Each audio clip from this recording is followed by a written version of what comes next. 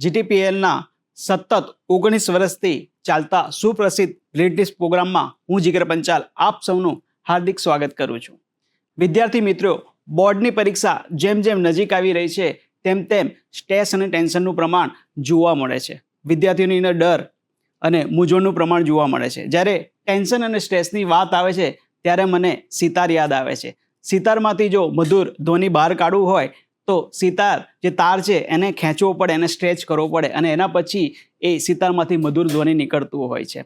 પણ જો આ તારને વધારે પડતો ખેંચવામાં આવે તો એ તાર તૂટી જતો હોય છે.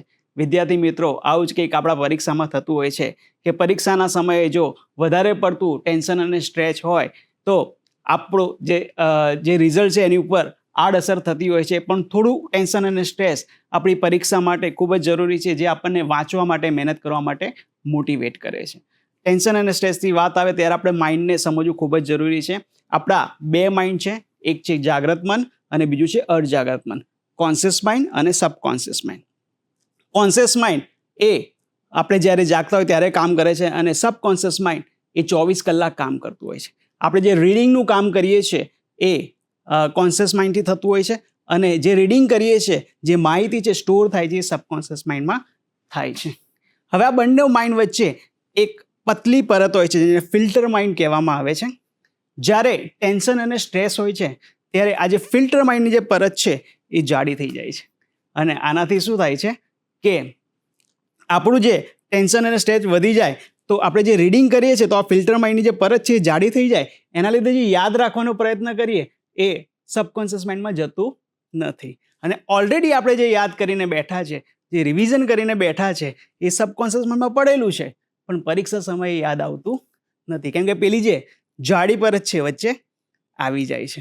હવે જરૂરી છે કે આ જે ફિલ્ટર માઇન્ડની જે પરત છે એને પતલી કરીએ તો આપણે સરળતાથી બધી વસ્તુઓને યાદ રાખી શકીએ છીએ. તો એના માટેની એક સરસ મજાની ટેકનિક છે, એ છે રેડિકલ ટેકનિક. ડૉક્ટર આત્મન પરમારે શોધેલી આ રેડિકલ ટેકનિકનો ઉપયોગ કરીને આપણે આ ટેન્શન અને સ્ટ્રેસને ઓછું કરી શકીએ છીએ.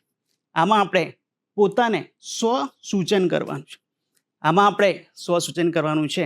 આંખો બંધ કરીને અને કહેવાનું છે કે મારો પરીક્ષાનો ડર એ મારું આત્મપ્રેમ છે. મારો પરીક્ષાનો ડર એ મારું આત્મપ્રેમ છે. આ રીતે અફર્મેશન 2 થી 3 મિનિટ આપણે જો બોલીશું તો ધીમે ધીમે આ જે પરત છે પતલી થઈ જશે.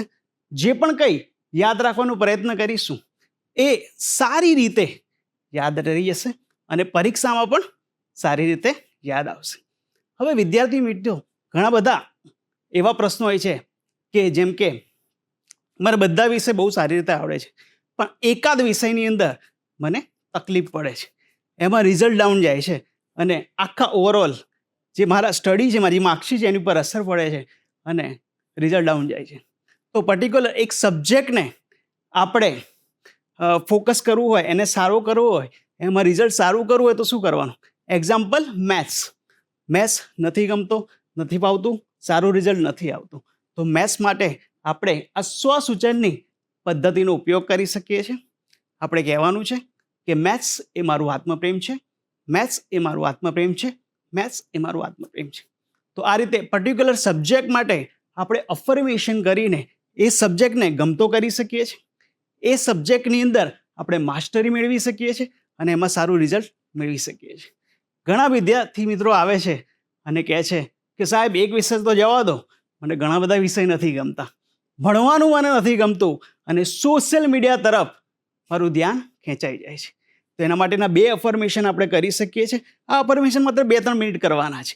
પહેલું જે અફર્મેશન છે એ છે કે સોશિયલ મીડિયા પ્રત્યેનો મારો ઝુકાવ એ મારું આત્મપ્રેમ છે. સોશિયલ મીડિયા તરફનો મારો ઝુકાવ એ મારું આત્મપ્રેમ છે.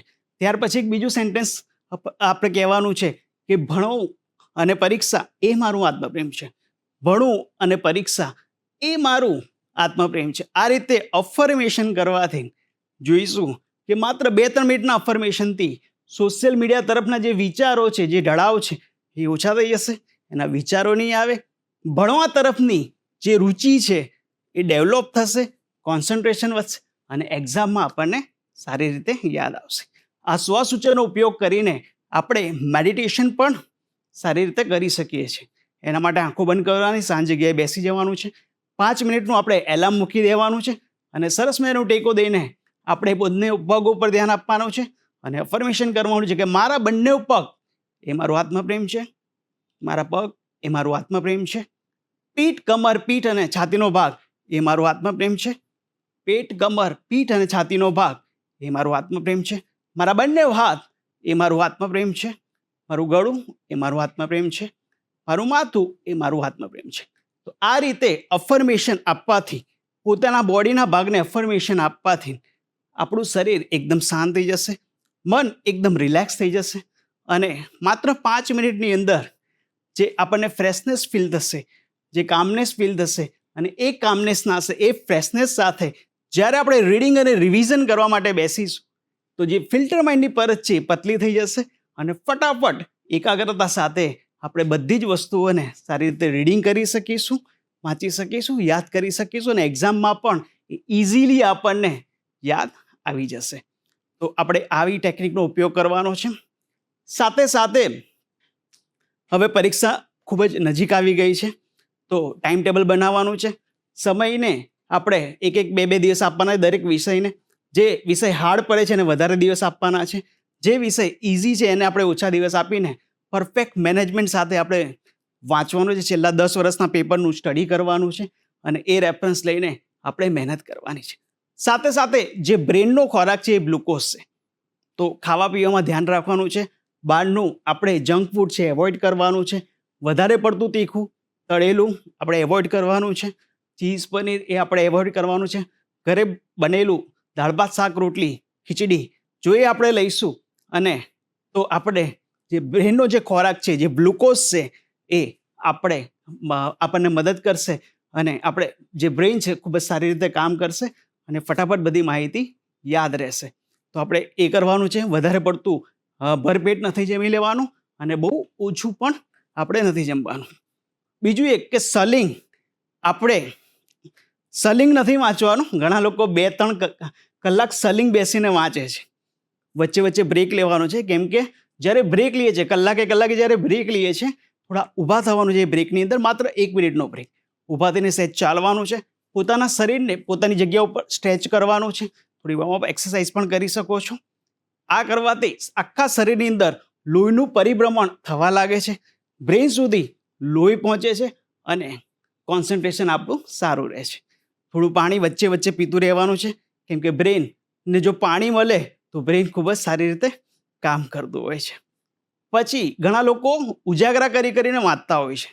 હવે આમાં થાય છે શું કે આપણે જે આખો દિવસ રીડિંગ કરીએ છીએ, રિવિઝન કરીએ છીએ, એ બધું આપણે જ્યારે સૂઈ જઈએ છીએ ત્યારે આપણા બ્રેઇનની અંદર, આપણા સબકોન્શિયસ માઇન્ડની અંદર એ બધું સ્ટોર થતું હોય છે. તો એ સ્ટોર થવા માટે એમને પૂરતી ઊંઘ જરૂરી છે. જો ઉજાગરા કરીશું અને વધારે વાંચીશું પણ એ સ્ટોર નહીં થાય તો એ નકામું છે. તો આપણે 7 થી 8 કલાકની ઊંઘ લેવી ખૂબ જ જરૂરી છે.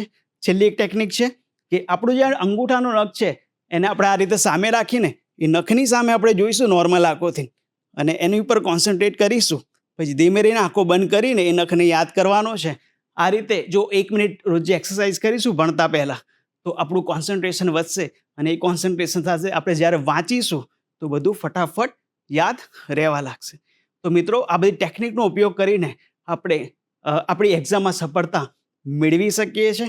યોગ્ય આયોજન અને આત્મવિશ્વાસથી જો મહેનત કરીશું તો આપણને 100% આપણને સફળતા મળશે. રોજે થોડી થોડી મહેનત આપણને સફળતા તરફ લઈ જશે. હું બધાના માટે પ્રાર્થના કરું છું કે આપણને પરીક્ષામાં સારી એવી સફળતા મળે અને આપણે સફળતાઓના શિખર સર કરીએ. Wish you all the best. Thank you.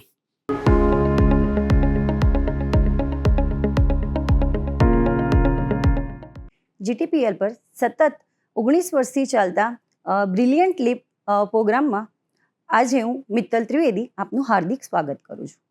અત્યારે આપણી પરીક્ષાઓ બહુ ખૂબ નજીક આવી રહી છે, તો પરીક્ષા દરમિયાન ઘણી બધી એવી બાબતો છે કે જે આપણે ધ્યાન પર રાખવી બહુ જરૂરી છે. બાળકોમાં ઘણી બધી મિસગાઈડ એવી ઊભી થઈ હોય છે કે બધી જગ્યાએથી સાંભળવું કે આ વસ્તુ શું કરવું શું ના કરવું, એની અંદર બાળક બહુ ગૂંચવાયેલો રહેલો હોય છે. તો બાળકે કઈ જગ્યાએ ક્યાં શું કરવું એના વિશે સૌથી પહેલાં તો એને પોતાનામાં આત્મવિશ્વાસ રાખવો જરૂરી છે કે પોતાની ઉપર કોન્ફિડન્સ હશે ને તો એ દરેક વસ્તુને સર કરી શકશે. પહેલું. બીજું એ છે કે બાળકે ક્યારે શું કરવું અને શું ના કરવું. જ્યારે એને એક્ઝામ દરમિયાન જ્યારે પ્રશ્નપત્ર એની સામે આવે છે ને તો એને બધું બ્લેન્ક થઈ જતું હોય છે. તો એ બ્લેન્ક ના થાય એના માટે સૌથી પહેલાં તો પોતાની જાતને બ્રીથિંગ કરવું, 2 સેકન્ડ માટે એને બ્રીથ કરવું એ બહુ જરૂરી છે. કેમ? કારણ કે એ પ્રશ્નપત્રમાં સૌથી પહેલો જે ના આવડતું હોય ને એ જ પ્રશ્ન એની આગળ આવી જતો હોય છે.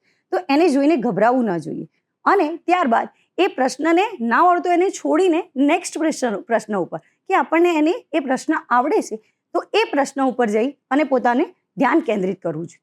તો પ્રશ્નને ના આવડતા પ્રશ્નને જોતાની સાથે એ પહેલો તો સ્ટ્રેસમાં આવી જાય છે કે મારે એ જવાબ લખવો, તો એના કારણે એનું આખું પેપર બગડી જતું હોય છે. તો એ પ્રશ્નને છોડી ત્યારબાદ એને જે પ્રશ્ન આવડતા હોય એના તરફ જવું વધારે જરૂરી છે. પરીક્ષા જ્યારે આવતી હોય છે ને ત્યારે વિદ્યાર્થીઓ કરતાં એના મા બાપની અંદર સૌથી વધારે હોય છે કે આ મારું બાળક છે, એને આટલું જોઈએ, આનું બાળક છે કે આ વિદ્યાર્થી છે, તો એની જોડે જે તુલના થાય છે, કમ્પેરિઝન થાય છે ને, એ વસ્તુથી આપણે ઓલવેઝ આપણું માઇન્ડને ડિસ્ટ્રેક્ટ ન કરવું જોઈએ. સૌથી પહેલાં આપણને જે આવડે છે કે જે વિદ્યાર્થીને જે આવડે છે એના પર સૌથી વધારે ફોકસ કરવું જોઈએ. બીજાની સાથે આપણે ક્યારે પણ તુલના ન કરવી જોઈએ. ઘરની અંદર પણ આપણે એક માતા પિતાએ જોવા જેવું છે કે ઘરની અંદર પણ એક હેલ્ધી એટમોસ્ફિયર કે બાળકને આપણે કે વિદ્યાર્થી જ્યારે એક્ઝામ આપવા જઈ રહ્યો છે તો એને પોઝિટિવ એટમોસ્ફિયર આપવો બહુ જ જરૂરી છે. પોઝિટિવ એટમોસ્ફિયરથી એનો કોન્ફિડન્સ લેવલ જે છે એ બિલ્ડઅપ થાય છે અને એનાથી એને જે યાદ શક્તિ છે એ બહુ સારી એવી બિલ્ડ થાય છે. તો મા બાપની અને શિક્ષકની સૌથી પહેલી ફરજ એ છે કે હેલ્ધી એટમોસ્ફિયર આપવું વિદ્યાર્થીને. અને વિદ્યાર્થીઓએ જ્યારે એક્ઝામની અંદર કોઈ એક ક્વેશ્ચન લખે છે, સપોઝ એને એ ક્વેશ્ચન આવડતો નથી, તો લીવ ઇટ, આગળ વધો અને ત્યારબાદ એ ક્વેશ્ચન ફરીથી એને સોલ્વ કરવાનો કોશિશ કરે છે. ટાઈમ મેનેજમેન્ટ બહુ જ જરૂરી છે કારણ કે દરેક ક્વેશ્ચનનો એક વેટેજ હોય, ટાઈમ લિમિટ હોય, તો એ વસ્તુનું ટાઈમ મેનેજ કરવું એ બહુ સૌથી ઇમ્પોર્ટન્ટ વસ્તુ છે. તો આ બધી જે નાની નાની એવી બાબતો છે પણ એને આપણે ધ્યાન પર લેવી ખૂબ જ જરૂરી હોય છે. પ્રશ્નપત્રની અંદર ઘણી બધી એવી ટ્રિકી ક્વેશ્ચન્સ હોય છે તો એનાથી ગભરાવું નહીં, પણ એક ટ્રિકી ક્વેશ્ચનને થોડું શાંતિથી 1 વખત નહીં, 2 વખત નહીં, 3 વખત રીડ કરો તમે અને ત્યારબાદ એને સોલ્વ કરવાની કોશિશ કરો. તો આ બધી એવી નાની નાની બાબતો છે કે જેનાથી આપણે શું કે વિદ્યાર્થી હોય છે એ આવી નાની નાની પ્રશ્નોથી હંમેશા મૂંઝાતો હોય છે. તો આવા પ્રશ્નો એની સામે આવતા હોય તો એને કેવી રીતે હલ કરવા એ પણ શિક્ષક તરીકે એ શીખવવું બહુ જરૂરી હોય છે. વિદ્યાર્થીએ પરીક્ષાને ચેલેન્જ સમજવી જોઈએ, નહીં કે એક આપણે કોઈ એક વસ્તુને એવી રીતે જાણે કે થોપવામાં આવ્યું નહીં. એ વસ્તુ મને ચેલેન્જ તરીકે મળેલી છે તો એ વસ્તુને એ ચેલેન્જને હું પાર કરીશ, નહીં કે બોજા તરીકે કે નહીં કે બર્ડન તરીકે. એ ટોપિકને જે એક્ઝામ છે એને એક ચેલેન્જ તરીકે લઈએ તો જેનાથી એ પોતાની આગળ વધાવી શકે કે એક્ઝામને સારી રીતે આપી શકે. વિદ્યાર્થીએ હંમેશા જ્યારે એક નાનો લક્ષ્ય રાખવો જોઈએ. નાનો લક્ષ્ય એટલે કે હું એમ નથી કહેવાનું કે લાઈફની અંદર નાનો લક્ષ્ય રાખવો જોઈએ, નહીં. હું એમ કહેવા માંગુ છું કે લક્ષ્ય એટલે નાનો એટલે શું કે નાના એવા પ્રશ્નો કે જે ઇઝીલી આપણને આવડી શકે છે તો એ પહેલાં સોલ્વ કરવાની કોશિશ કરવી જોઈએ. ત્યારબાદ એને મોટા લક્ષ્ય ઉપર એટલે કે જ્યાં તેને ડિફિકલ્ટીઝ આવે છે એ પ્રશ્નો પર ધીરે ધીરે સૌથી પહેલાં જે વસ્તુને આપણને એના ઉપર આત્મવિશ્વાસ છે એ વસ્તુને આપણે પહેલાં ફોકસ કરવું જોઈએ અને ત્યારબાદ બીજા ટોપિક ઉપર આપણે જવું જોઈએ. તો આ બધી જે નાની નાની બાબતો છે જેનાથી વિદ્યાર્થીઓ પોતાનામાં આત્મવિશ્વાસ જગાડી શકે છે એ બદલ ધન્યવાદ.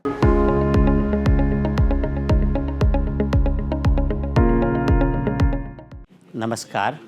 સતત 19મા વર્ષે વિદ્યાર્થીઓ માટે બ્રિલિયન્ટ સ્કિલ પ્રગટ કરનાર GTPL ન્યૂઝને સૌથી પહેલાં હું અભિનંદન આપું છું. હું મૌલિક પંડ્યા, પ્રાધ્યાપક arts and commerce college Talod. આજે એ જણાવતા આનંદ અનુભવું છું કે વિદ્યાર્થી મિત્રો આપે આખું વરસ ભરપૂર તૈયારી તો કરી જ છે, પણ સાથોસાથ હવે આપણે જ્યારે પરીક્ષા આપવા જઈ રહ્યા છીએ ત્યારે આપણે હકારાત્મક દૃષ્ટિકોણ રાખવો જરૂરી છે. આપે જે હકારાત્મક વાતાવરણ ઊભું કર્યું છે એની સાથોસાથ આપણે બિલકુલ તણાવમુક્ત થઈને કોઈ જ ચિંતા, કોઈ જ મગજ ઉપર ભાર, કોઈ પણ પ્રકારનું ટેન્શન આપણા ઉપર હાવી થવા દેવા નથી. આપે જે તૈયારી કરી છે એ જ આપણી કારકિર્દી આગળ વધારશે. આપણે સૌથી પહેલાં તો જે કરવાનું છે એ છે આપણું હેલ્થ ફિટનેસ. આપણું હેલ્થ, આપણું આરોગ્ય એ જાળવવું આપણી પહેલાં પહેલી ફરજ છે. માટે વિદ્યાર્થી મિત્રો, હું આપને કહું છું કે આપણે વધારે નહીં તો ઓછામાં ઓછી 7થી 8 કલાકની ઊંઘ લેવી જરૂરી છે. જો આપણે ઊંઘ લઈશું તો જ આપણે આપણું સ્વાસ્થ્ય સાચવી શકીશું. અને એટલા માટે જ આપણે સંપૂર્ણ રીતે સંતુલન આહાર પણ જરૂરી છે. નિંદ્રા આપણને ત્યારે જ આવે છે કે જ્યારે આપણે સકારાત્મક રીતે હકારાત્મક વાતાવરણ સાથે આપણે આગળ વધ્યા હોઈશું. વિદ્યાર્થી મિત્રો, આપણે આહારની અંદર હાલ પૂરતા તળેલા, તીખા, તમતમતા આવા તમામે તમામ ફાસ્ટ ફૂડ એવોઇડ કરવા ખૂબ જ જરૂરી છે. જો આપણે આપણું સ્વાસ્થ્ય સારી રીતે રાખીશું તો આપણે આરામથી આપણે જે પરીક્ષાનો સમય છે એને સુંદર રીતે સમય પસાર કરી શકીશું. વિદ્યાર્થી મિત્રો, હકારાત્મકતાની સાથોસાથ આપણે મોટાભાગે આત્મવિશ્વાસ પણ જરૂરી છે. ઘણા બધા વિદ્યાર્થી મિત્રો આખું વર્ષ તનતોડ મહેનત કરે છે અને જ્યારે પરીક્ષા આપવાની આવે છે ત્યારે તેઓ માનસિક રીતે અસ્વસ્થ થઈ જાય છે. આપણે સહેજ પણ માનસિક રીતે અસ્વસ્થ થવાની કંઈ જ જરૂર નથી. આપણે જે વાંચન કર્યું છે, આપણા ગુરુજીઓએ જે આપણને માર્ગદર્શન આપ્યું છે એ માર્ગદર્શનની સાથોસાથ આપણે ચોક્કસ રીતે એની અંદર આપણે આપણા હકારાત્મક પ્રયત્નો સાથે આગળ વધીશું. વિદ્યાર્થી મિત્રો, આપણે આ ત્યારે જ કરી શકીશું કે જ્યારે આપણી અંદર આત્મવિશ્વાસ હોય. અને આત્મવિશ્વાસ ત્યારે જ આવે છે કે જ્યારે આપણે સમયનો ચોક્કસ અર્થમાં એક પ્રકારનું એ પ્રમાણે આગળ વધ્યા હોઈએ. સમયનું એક નિશ્ચિત આયોજન.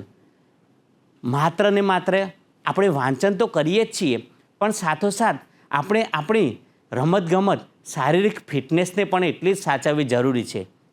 આપણને બધાને અત્યારે હાલ પ્રાણાયામ એ આપણા અભ્યાસને બહુ જ આગળ વધારનારી વસ્તુ છે. પ્રાણાયામ એટલે વિદ્યાર્થી મિત્રો ચોક્કસ પ્રકારના શ્વાસોશ્વાસ લેવાની પ્રક્રિયા. અને એની સાથે આપણે જ્યારે પણ પરીક્ષા આપવાની શરૂઆત કરીએ, પેપર લખવાની શરૂઆત કરીએ તો સૌથી પહેલાં આપણા જે ઈષ્ટદેવ હોય, મા સરસ્વતીની આરાધના હોય, તેના થકી જ 2 મિનિટ આપણા મનને શાંત કરીને આપણે આગળ વધીએ. મનને એ હંમેશા હકારાત્મક દૃષ્ટિકોણ સાથે રાખવું. આપણે કોઈ પણ અંશે વિચલિત થવાની જરૂર નથી. વિદ્યાર્થી મિત્રો, આપણે જ્યારે આશાસ્પદ અને હકારાત્મક વાતાવરણ સાથે પરીક્ષા આપી રહ્યા હોઈએ છીએ ત્યારે આપણી અંદર એક પ્રકારનું પોઝિટિવ વાઇબ્રેશન આવે છે. અને એ પોઝિટિવ વાઇબ્રેશનના આધારે જ આપણને આપોઆપ આપણા ગુરુજીઓએ જે ક્લાસની અંદર આપણે જે પિરિયડની અંદર ભણેલા છીએ એ પિરિયડની અંદર જ આપણે એની અંદર ગળાડૂબ થઈ જઈએ છીએ. આપણે જરા પણ આપણી આજુબાજુ કોઈ પણ પ્રકારનું નેગેટિવ વાતાવરણ ઊભું કરવાની જરૂર નથી. વિદ્યાર્થી મિત્રો, હું ચોક્કસ એટલા આત્મવિશ્વાસ સાથે આપને કહું છું કે આપે જે તૈયારી કરી છે એ જ સંપૂર્ણપણે આપણે એને ફક્ત ને ફક્ત લેખિત સ્વરૂપમાં ઉતારવાનું છે. જરા પણ મનની અંદર કોઈ પણ પ્રકારના વાઇબ્રેશનો લાવવાની જરૂર નથી. વિદ્યાર્થી મિત્રો, આપણે આપણું હકારાત્મક દૃષ્ટિકોણ રાખીશું તો ચોક્કસ પ્રકારે રિઝલ્ટ એ તો આપણી મહેનત છે જ અને એ તો આવવાનું જ છે, પણ એનાથી આપણે કંઈ નાસભાગ થવાની જરૂર નથી. આપણું વાંચન એ ચોક્કસ એક પ્રકારના સમયના નિયમબદ્ધ અનુસાર આગળ વધવાનું છે. જે પ્રકારે આપણું વાંચન કરીએ છીએ, જે પ્રકારે વિદ્યાર્થી મિત્રો આપણે સંતુલન આહાર લઈએ છીએ, એ જ પ્રકારે શારીરિક ફિટનેસ પણ જરૂરી છે. ચોક્કસ પ્રકારનું એ ચાહે આપણે કોઈપણ પ્રકારનું પ્રાણાયામ હોય, કોઈપણ પ્રકારનું યોગની અંદર બતાવ્યું છે એ પ્રકારનું આસન હોય, એ તો આપણે કરવાનું જ છે. સાથોસાથ મનને પણ હકારાત્મક રાખવાની જરૂર છે. વિદ્યાર્થી મિત્રો, વાંચન એ તો ખૂબ જ આપણે કરેલું જ છે અને આપણે એના થકી જ આપણે લેખિત સ્વરૂપમાં તો આગળ વધવાના જ છીએ, પણ સાથોસાથ આપણે એક ચોક્કસ પ્રકારનું સમયબદ્ધ દિનચર્યા પણ નોંધવી જરૂરી છે.